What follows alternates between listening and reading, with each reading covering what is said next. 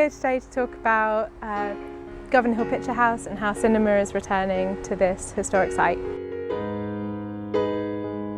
The first time cinema came back to the building was since the 1960s, was in 2018 when I put on a sort of interdisciplinary evening screening Kenneth Anger and Ursula Meyer films for a one-off event, back when the building actually didn't have walls or windows on this whole facade.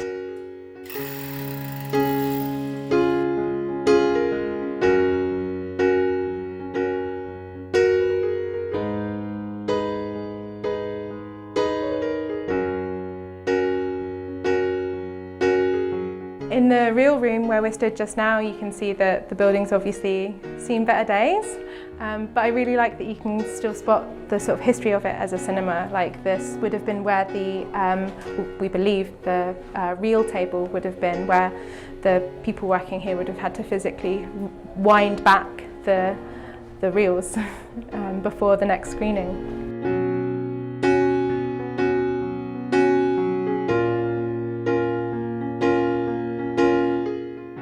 We're inside the actual projection booth, which is one of the few remaining features of the Picture House, and we're stood in front of where they would have switched between reels when they played movies.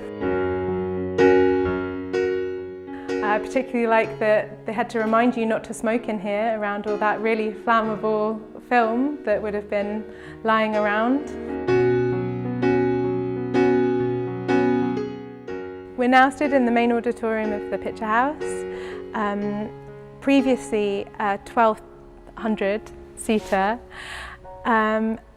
Obviously it's so lovely when we see buildings like this sort of heritage being used for their original purpose, but so much has been removed from this particular building.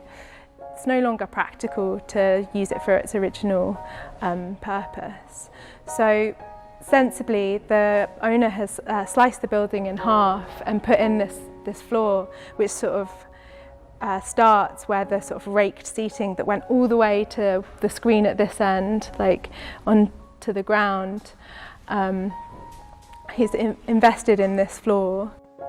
Once concrete is poured on this new steel structure and the stairs and lift are installed, Gamma's hope to one day return cinema to this building with a much smaller capacity venue, say 120 or so.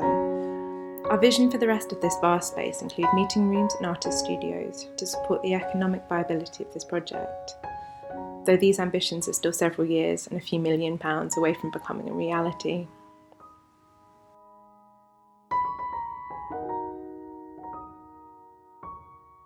We're building the Batson Street Laboratory, which we've dubbed the Bat Lab, which is an open-air, very brave choice for Scotland cinema, which can seat 170 people if we all squeeze together, and hopefully if it starts raining we can have some screenings.